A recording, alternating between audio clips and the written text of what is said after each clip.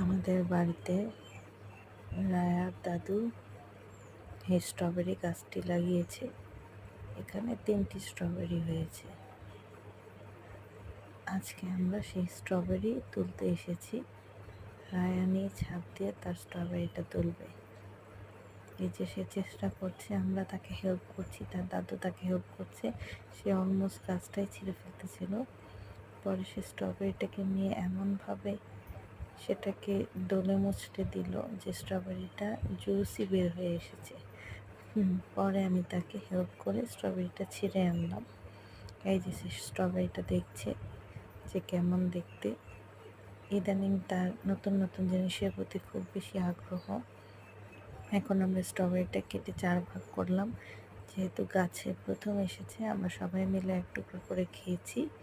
এই যে রায়াও নিচ্ছে 1 টুকরো, সে নিজের হাতে সে স্ট্রবেরিটা খাচ্ছে।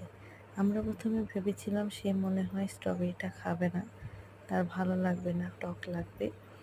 কিন্তু অবাক করা বিষয় হচ্ছে সে সেটা পুরো স্ট্রবেরিটা, পুরো টুকরোটা সে নিজের হাতে নিয়ে খেয়েছে।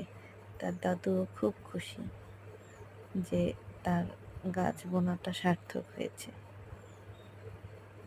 ধন্যবাদ সবাইকে।